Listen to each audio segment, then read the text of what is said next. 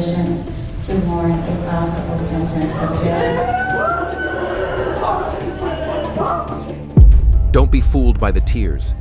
Courtrooms are meant to serve justice. These hideous defendants turn trials into drama and chaos, shouting, disrupting, and throwing tantrums. Stop. Stop. Justice brings closure to victims and ensures criminals face their consequences. But not everyone accepts their fate quietly. One went full WWE on the judge after hearing her sentence. From defiance to violence, these women made headlines for their outrageous behavior. Today, we're diving into the 13 wildest crimes committed by these women and their jaw-dropping courtroom meltdowns. Number 13. Cian Hedges. Our first case is the tragic story of the death of little Alfie Phillips at the hands of his mom, Cian Hedges, and her ex-boyfriend, Jack Benham.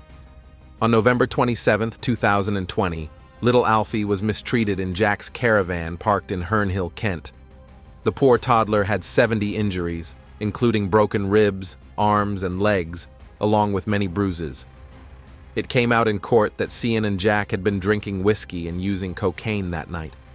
Even worse, traces of cocaine were found in Alfie's system. The pair had a toxic relationship, starting in September 2020, built around heavy substance use. They often spent time in that caravan, where Alfie's final moments took place. Sadly, the trial revealed that this wasn't the first time Alfie had been hurt. He'd been deliberately injured on several occasions leading up to that night. The night he passed was described as one filled with violent punishments, with both Cian and Jack taking part in hurting him. Despite their efforts to point fingers at each other, the court held them equally responsible for what happened. On the 12th of January in the year 2024, the pair was sentenced to life in prison. Jack got at least 23 years, while Cian was given at least 19 years.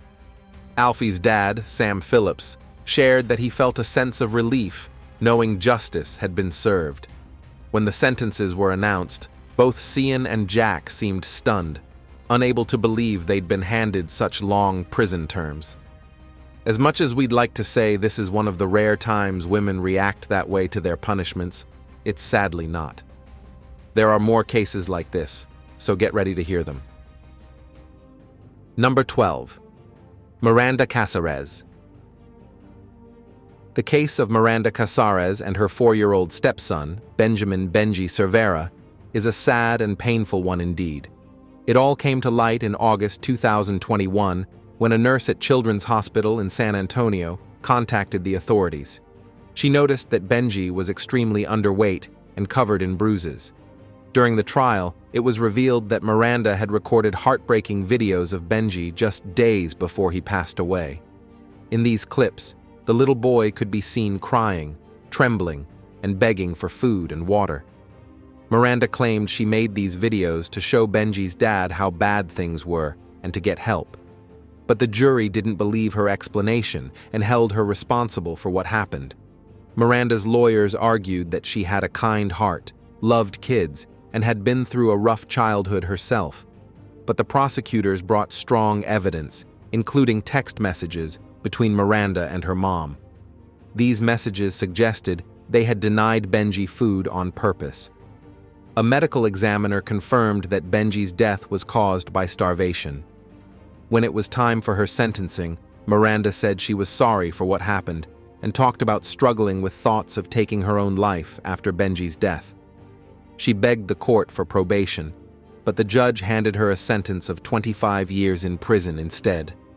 Miranda's husband, Brandon Cervera Sr., is also facing charges for what happened to Benji.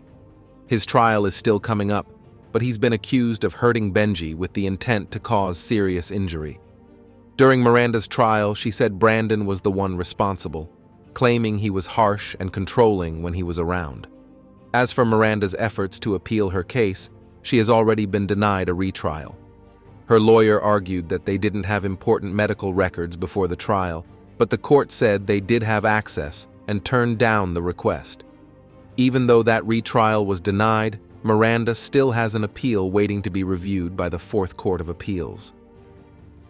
Number 11. Sarah Boone. On February 24, 2020, Jorge Torres Jr. was found dead inside a suitcase at the apartment he shared with Sarah Boone in Winter Park, Florida. Sarah Boone told police they had been drinking and playing hide-and-seek, and Jorge willingly got into the suitcase. She claimed she fell asleep and only discovered he had died the next morning. But the investigation painted a much darker picture. Videos found on Sarah's phone showed Jorge trapped inside the suitcase, pleading for help. Instead of helping him, Sarah taunted him, saying things like, "That's what you do when you choke me," and "That's what I feel like when you cheat on me." These videos became the most important evidence for the prosecution. Sarah was charged with second-degree murder and was denied bail. Her legal case had many complications, as 8 different lawyers decided to drop her as a client, saying her behavior was too difficult to handle. Eventually, Sarah had no choice but to represent herself in court.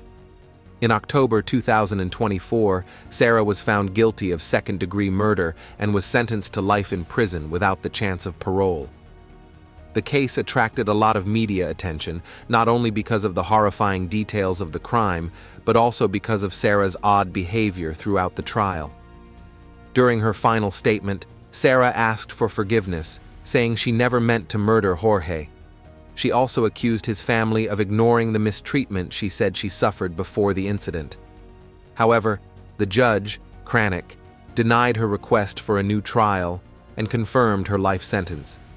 Sadly, this isn't the only case where a woman has been convicted of murdering her boyfriend in such a cruel way. The next story is just as shocking. Number 10. Jennifer Sarr. Jennifer Sarr, who was once called Jennifer Rickle, was a college student at Coastal Carolina University when she made a heartbreaking decision that changed many lives. Back in December 2008, she abandoned her newborn son, later called baby boy Hori, in a box along Highway 544 in South Carolina. The baby was left in a tote bag and sadly didn't survive. For more than 10 years, no one knew who was responsible, until Jennifer was arrested in the year 2020. By that time, she was living in Pensacola, Florida, with her husband and 2 kids. Jennifer claimed that she didn't even know she was pregnant until she gave birth late at night. She said she panicked and didn't know what to do, which led to her leaving the baby. In September 2022, she entered something called an Alford plea. This meant she didn't admit she was guilty, but agreed that the evidence against her would probably lead to a guilty verdict if there was a trial. She was charged with voluntary manslaughter, which could have led to anywhere from 2 to 30 years in prison. By June 2023, Jennifer stood before Circuit Court Judge Paul Birch, who gave her a 10-year prison sentence. 4 of those years were suspended, and she also got credit for the time she had already spent under house arrest. The decision about her punishment caused a lot of debate. The prosecutor said it was important to send a strong message that abandoning a baby is a serious crime. Meanwhile, Jennifer's defense team argued that she wasn't a danger to anyone, and that probation would have been a better option. Ronald Woodham III, the baby's father, showed compassion toward Jennifer, but felt that the sentence might have been too light. The case isn't completely over. Jennifer's lawyers have been filing motions, saying the state attorney's office didn't handle the case fairly and broke some confidentiality rules. They're also still trying to get her released on bond, while prosecutors argue that the evidence against her is just too strong. Number 9. Tiffany Moss. Tiffany Moss, who worked as a preschool teacher, was found guilty of putting to death her 10-year-old stepdaughter, Imani Moss, in Lawrenceville, Georgia. This heartbreaking crime came to light in October 2013 when Imani's lifeless and severely underweight body was discovered burned in a trash can. At the time of her death, Imani weighed only 32 pounds, which is about the same weight as a toddler. During the trial, it became clear that Tiffany had been mistreating Imani for years. The mistreatment became worse in the year 2013 when Tiffany began starving her stepdaughter.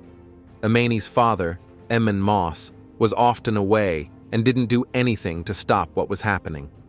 On the night Imani died, Emin found her unconscious and tried to perform CPR, but he never called for medical help. Instead, he and Tiffany made the terrible decision to burn her body to hide what they had done. It was also revealed that Tiffany had kept Imani locked in her room and refused to give her food. What made it even more tragic was that while Imani suffered, Tiffany continued to take care of her own biological children who lived in the same house. During the trial, the jury saw upsetting autopsy photos and heard heartbreaking details about how much Imani had endured.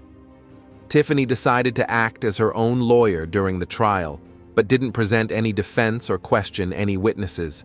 She was found guilty of murder, child cruelty, and covering up the crime. On the first day of May in the year 2019, Tiffany was sentenced to death by lethal injection, making her the only woman on Georgia's death row. As for Emin Moss, he admitted to his part in the crime back in the year 2015 and is now serving a life sentence with no chance of parole. Sadly, Tiffany Moss isn't the only woman found guilty of taking the life of a child. The next story involves another tragic crime, this time against a 5-year-old boy. Number 8. Joanne Cunningham. Joanne Cunningham, a mother from Crystal Lake, Illinois, was found guilty of unaliving her 5-year-old son, Andrew A.J. Freund. Joanne had a rough past, struggling with illegal substance addiction and mental health problems. Her relationship with A.J.'s father, Andrew Freund Sr., was also full of problems, including accusations of domestic violence and narcotics use. The tragic incident happened on April 15th in the year 2019. Joanne got very angry after finding out that A.J. had soiled his underwear. She made him stand under a cold shower for at least 20 minutes, hit him on the head with the shower head, and then sent him to bed cold, wet, and without any clothes. Sadly, A.J. didn't survive the night. 3 days later, Joanne and Andrew Sr. told the police that A.J. was missing. This led to a 6-day search before his body was discovered wrapped in plastic and buried in a shallow grave not far from their house. In December of the same year, Joanne admitted to first-degree murder. When her sentencing came in July 2020, she gave a tearful speech saying she was sorry and asking for mercy. But the judge sentenced her to 35 years in prison. She will have to serve every year of that sentence, followed by 3 more years of supervised release. The punishment sparked mixed feelings. Many people, including prosecutors and community members, believed justice was served. However, Joanne's defense team argued that her mental health challenges should have been considered more carefully. Andrew Freund Sr. also faced charges. He admitted to involuntary manslaughter, aggravated battery of a child, and hiding a death. He was given 30 years in prison. More recently, Joanne has filed an appeal. She says she was dealing with postpartum depression and psychosis at the time of the crime, and that her legal team didn't provide proper help. The court now has 90 days to decide if her petition for post-conviction relief has any merit. Number 7. Jamie Lee Komaraski. On April 28th in the year 2023, 25-year-old Jamie Lee Komaraski caused a devastating crash on Folly Beach, South Carolina. She was driving a rented Toyota Camry at 65 miles per hour, far over the speed limit of 25 miles per hour. While briefly hitting the brakes, she slammed into a golf cart carrying members of a wedding party. The golf cart, which could carry 6 people, had lights and was legally allowed to drive at night. It had a top speed of 25 miles per hour. The crash caused heartbreaking losses. 34-year-old Samantha Miller, a bride who had just gotten married hours before, lost her life. Her husband, Eric Hutchinson, and 2 others in the golf cart were hurt. Eric suffered a brain injury and broke multiple bones, while the other 2 passengers had serious injuries. Komaraski, however, wasn't injured. She faced charges of reckless vehicular homicide and 3 counts of driving under the influence or DUI causing death. Each DUI charge came with a possible sentence of 1 to 25 years in prison. Eventually, Komaraski was sentenced to 25 years. During her sentencing hearing, Judge Kiana Lillard noticed some shocking behavior from Komaraski's mother, Donna Kosal, and Donna's boyfriend. While the victim's family was speaking, they were laughing. The judge, upset by their lack of respect, told them to leave the courtroom. But soon after, loud shouting from the hallway disrupted the hearing again. This time, the judge had Donna arrested for criminal contempt and sentenced her to 93 days in jail, calling her actions both disruptive and disrespectful. The following day, Donna tearfully apologized, saying she had been overwhelmed by stress and panic attacks. Feeling that Donna's remorse was genuine, the judge reduced her sentence to the time she had already served. She reminded Donna of the grief the victim's family was experiencing and hoped the incident would teach her a valuable lesson. And if you thought Jamie Lee's actions were terrible, wait until you hear about Susan next. Number 6. Susan Lawrence. 60-year-old Susan Lawrence was found guilty of manslaughter after she shot her black neighbor, Ajike A.J. Owens, through her front door. The incident happened on June 6, 2023 in Florida, after years of tension between the two neighbors. The conflict centered around Owens's children, who often played near Lawrence's home.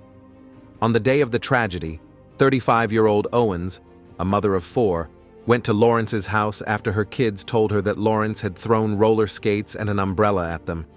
Lawrence denied doing this. Owens banged on Lawrence's door and shouted, which led Lawrence to fire a shot through the door, hitting Owens.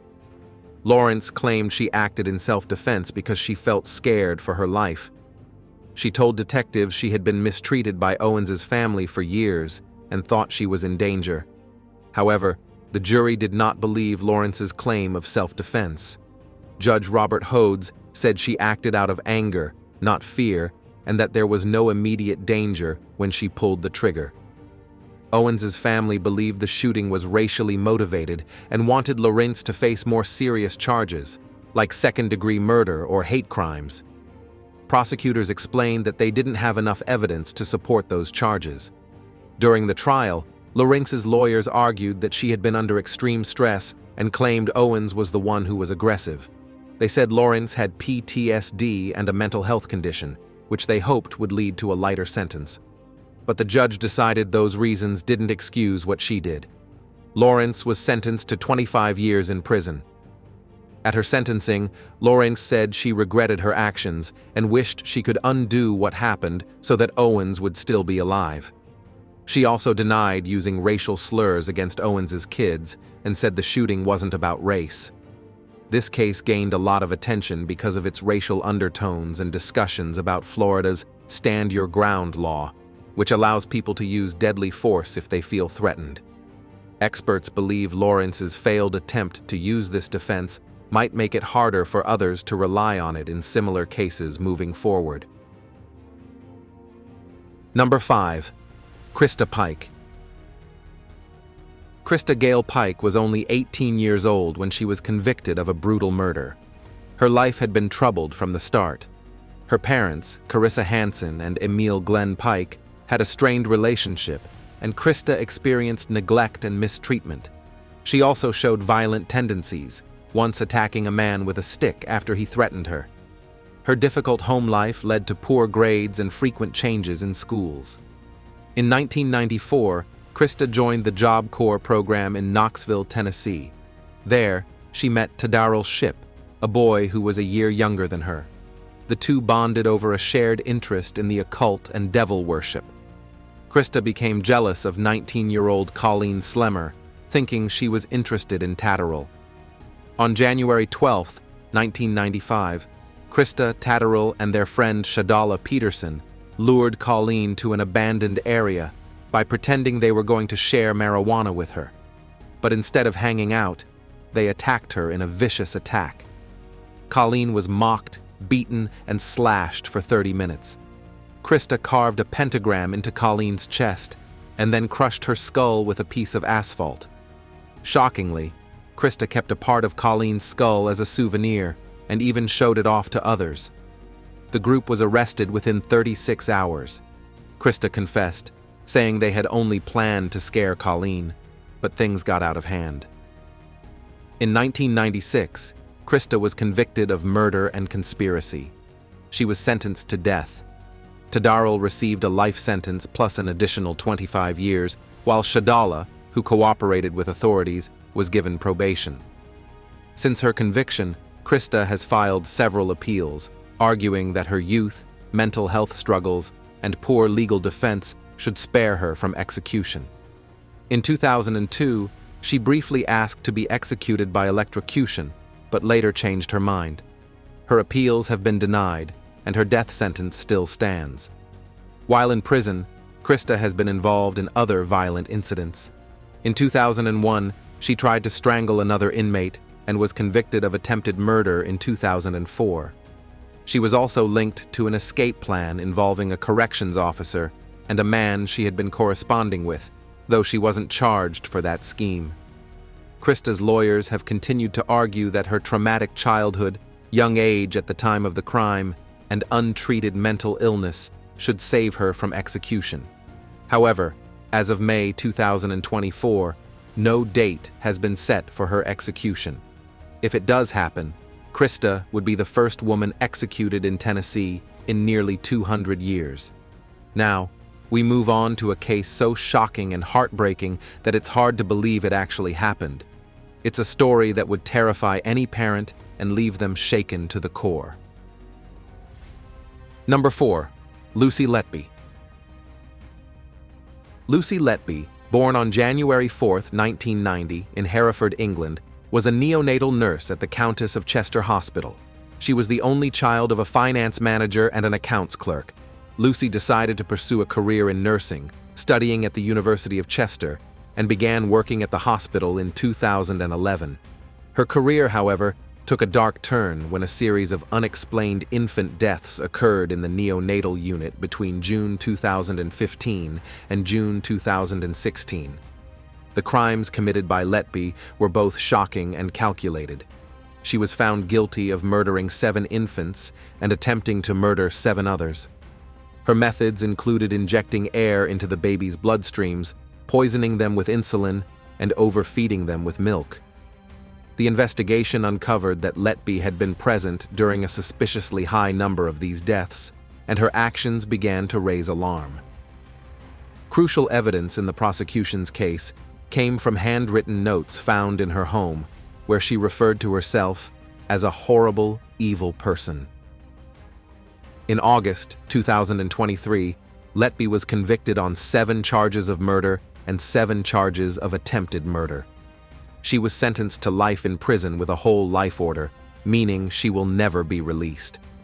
The trial was filled with emotional testimonies from the families of the victims, who described the devastation caused by her actions. Despite being convicted, Letby maintained her innocence throughout the entire trial.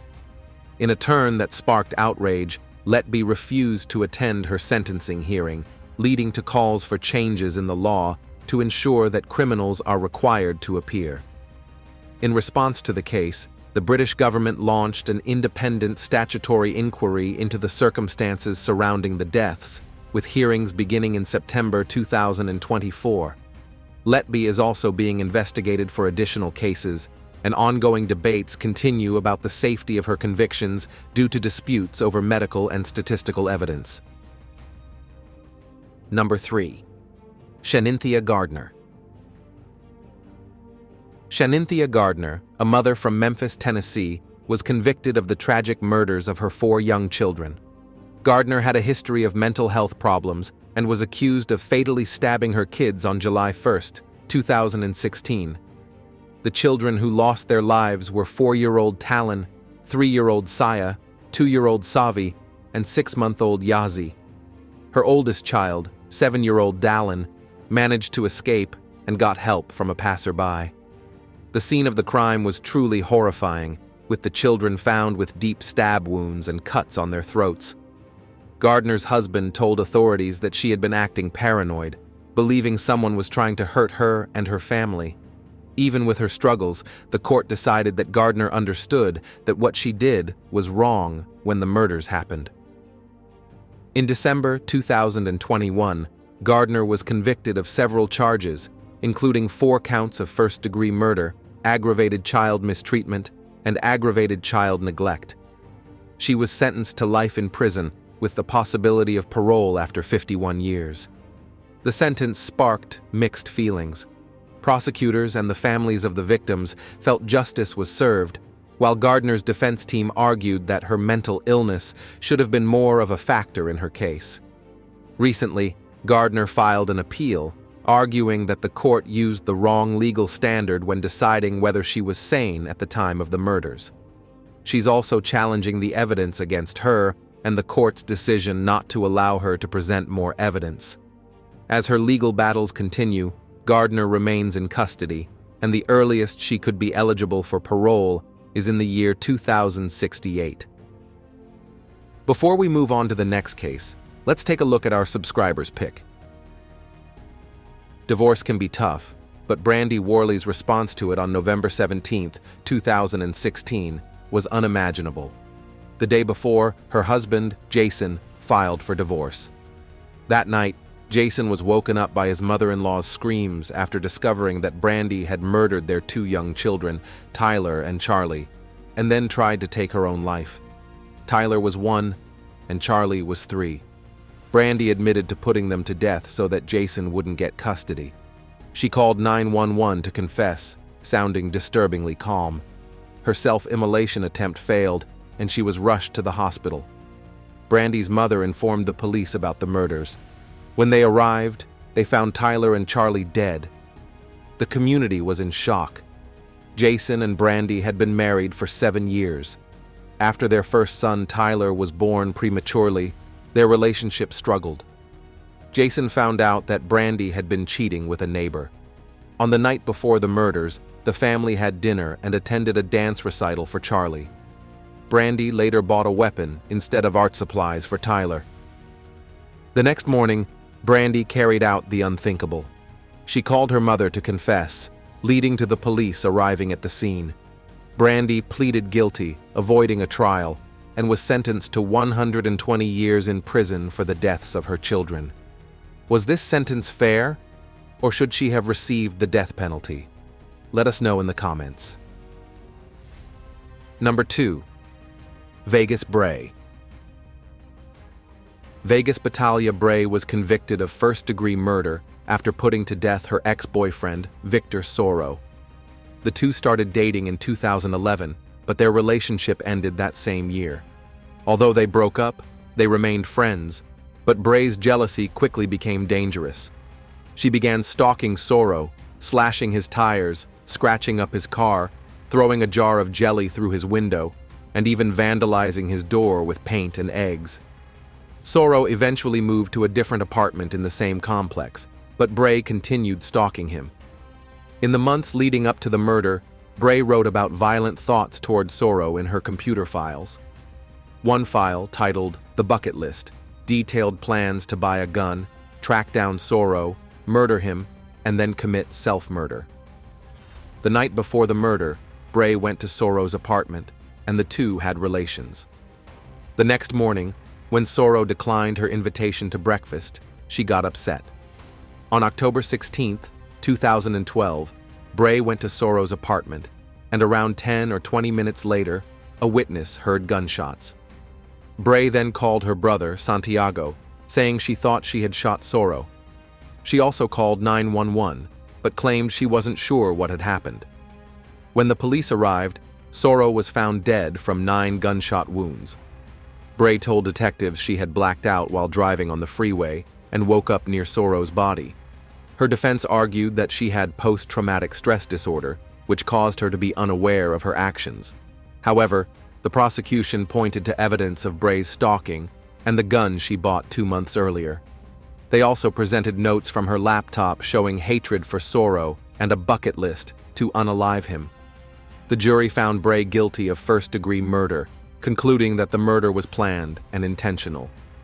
She was sentenced to 50 years to life in prison. During her trial, Bray broke down, claiming she couldn't remember what happened and denying any involvement. Her brother testified that she called him twice the day of her arrest. In one call, she told him she loved him, and in the other, she admitted to shooting Soro and mentioned having self-harm thoughts. Finally, we'll look at a convict who was meant to protect children, not take their lives. Number 1. Adrienne Vetter. Adrienne Nicole Vetter, a 22-year-old woman from Wichita Falls, Texas, was charged with the murder of 10-month-old Sean S.J. Mitchell. Vetter had been looking after S.J. at her in-home daycare when the tragic event took place. On June 5, 2023, Vetter allegedly got angry during an argument with her husband over the phone and hit S.J.'s head against a crib and the wall multiple times. The baby suffered serious brain injuries, including 2 brain bleeds, a broken neck, and many seizures. At first, Vetter claimed that S.J. had a seizure and fell backward, hitting his head on the wooden vinyl floor. However, doctors found that the injuries were more consistent with shaken baby syndrome and physical mistreatment. After being confronted about the inconsistencies in her story, Vetter admitted to losing control and hitting S.J.'s head to stop him from crying. S.J. was taken to United Regional Hospital and later moved to Cook Children's Medical Center in Fort Worth, where he was placed on life support. Sadly, despite the doctor's best efforts, S.J. passed away on June 23, 2023. Vetter was initially charged with injury to a child, but after S.J.'s death, the charges were upgraded to murder. In April 2024, Vetter pleaded guilty to murdering S.J. Mitchell during a pretrial hearing. She was sentenced to 50 years in prison by Judge Meredith Kennedy in the 78th District Court. The plea was made after talking to S.J.'s family, who agreed with the decision. During the sentencing, S.J.'s mother gave an emotional statement expressing the deep pain caused by Vetter's actions. Thanks for watching. See you in our next video.